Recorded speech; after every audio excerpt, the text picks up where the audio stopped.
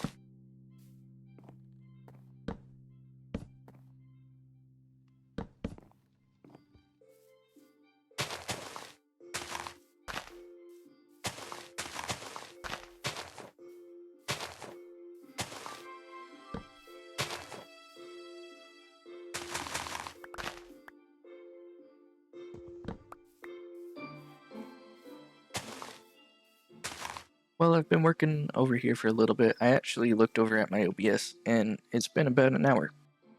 And at first, that probably sounds normal to all of you, and I wouldn't blame you. It's something only I would find strange, I think. And the reason why is because over on the other side of this hill, in the corner of the rural area over there, I started building trees for this place a year ago, and each tree took about an hour to make. And now I made 6 trees in an hour, and I'm kind of wondering to myself how I can do that, right? Like, of course, practice had to have been a part of it, right? I've been making trees for so long, and so getting good at the creative process of designing new trees like this one, where it splits in two and they've kind of grown together or something. That's a completely new design, and getting good at making new designs, of course, takes practice and everything. But there's something else that I think is a pretty significant contributing factor: the pine tree forest over here. So, what do these pine trees have to do with anything? And the answer is pretty hard to explain. So, I've always kind of wanted to make pine trees in Minecraft. I'm not exactly sure why, but either way, I've wanted to, and for this build, I knew I really wanted to, so I was finally motivated to actually do it and figure out how to make pine trees, and it was a whole long, hard process. I spent months studying these trees in real life and in pictures, and eventually I figured something out. But at first, I thought that maybe the structure of the tree would work. I could maybe figure out which way the branch is curved and maybe the way they grew on the tree, and using those features, I would be able to somehow kind of cobble together a pine tree. It didn't work because pine trees aren't built that way. They don't have consistent structures. They kind of form to their environment, their own spot in the forest. And so each one is different. Structure was off the table. Then I thought, shape. The overall shape of the tree would somehow be consistent, even though that some are small and slender and kind of have this cone shape at the top, and then others are broad and flat. Well, that's very different shapes there. They weren't consistent, so I I had to find something else out. And I eventually figured it out. It took months, but I did. It's not the shape of the overall tree, it's the shape of specific parts of the tree. First, the trunk that is straight up most of the time. There are certain times that it's not, but most of the time it's straight up. And the ends of the branches where the needles are, those green parts form these kind of blob shapes that are pretty consistent. They're not completely consistent, but they're, I think, the most consistent part of pine trees. And learning those shapes and how they kind of flowed and worked was what really sold the idea of pine trees here. And learning that from pine trees, I've kind of been able to apply it to the other trees I've made. For instance, these trees down here, the thing that matters for them, the way that they work, is the outermost ends of the leaves here are the shape that matters. That's the shape that really sells the idea of the tree. These trees are the exact opposite. It doesn't matter what the outermost leaves are doing, but the leaves in the middle that matter the most. They make it look full. For these trees, it's not the leaves at all, actually. It's the branches, the shape of the branches, the kind of structure that I talked about earlier. That's what matters for those trees. And learning that first from pine trees has really helped me design trees throughout this build so far. And so maybe hearing that will help you build trees in your own Minecraft worlds. Maybe not. Maybe it made no sense. But either way, let's get back to building.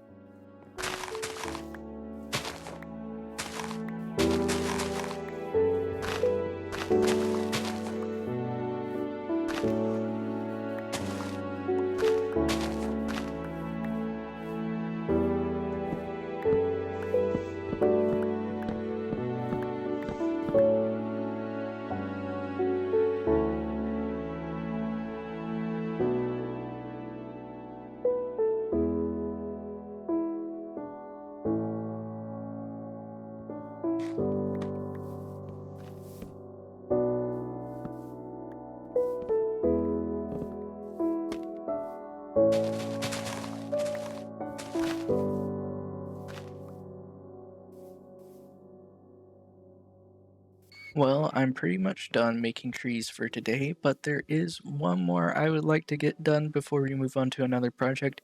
You see, ever since I saw the pale oak wood for the new update, I knew I would be able to pull this one off. I'm not going to spoil it too much, so you'll just have to see me make it, but I think it turned out really well.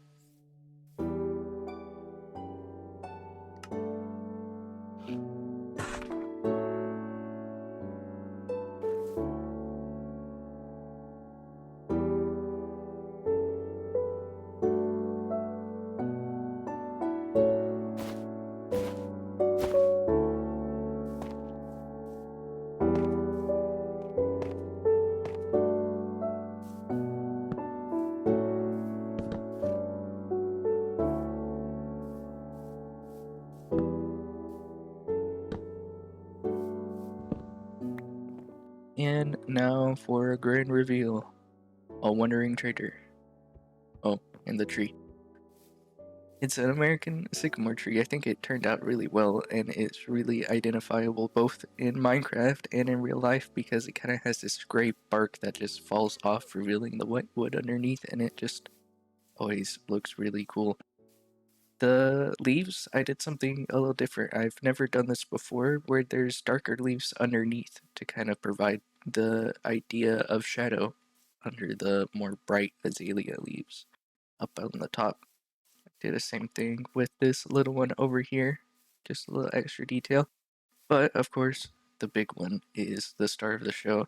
I really like it, but I think it's time to finally move on to something other than trees. You see, down here in the industrial area, we've been pretty hard at work, as you guys can probably tell.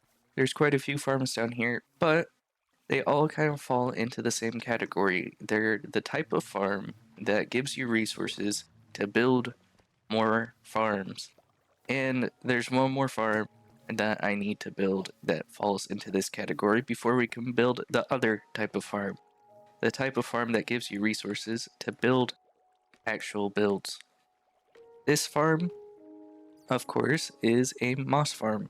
It'll be down here under the mob farm so that it's in a pretty central location, and it will provide bone meal for many future projects.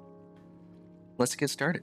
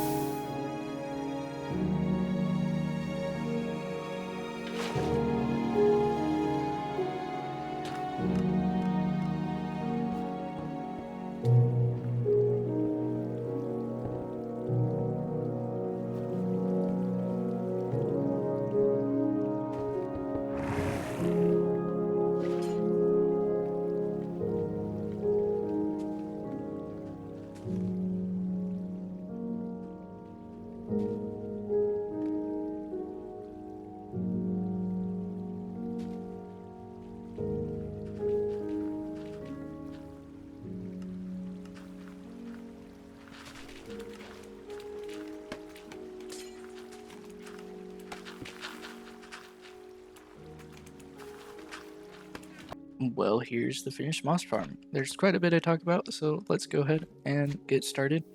The main bulk of the design is by Nimbum. His YouTube video will be in the description somewhere, I'm sure. Over here is a little system that I redesigned though. I reoriented it so it's just kind of facing a different direction, a little bit lower in the design. I thought it made a lot more sense for my specific needs. I also redid this down here. All this was on the other side of the farm, but I thought it made more sense for it to be on this side, again, just for my specific needs. There's other reasons, I'm sure, why it was the other way around. This clock, though, is, of course, as a result, on the other side, and the little on and off switch is located down here in the middle of the farm, basically. Up here is the storage, though, and this storage is currently only sorting for different types of items: moss, pale moss, azaleas and flowering azaleas. Everything else gets composted for now, at least. But that solution, of course, is temporary. We will be sorting this all out in a different way once we get a farm that actually uses bone meal, such as a tree farm or a flower farm. I'm not sure which I'm going to build first yet, but I'm out of time for today. So thank you guys all for watching, and God bless.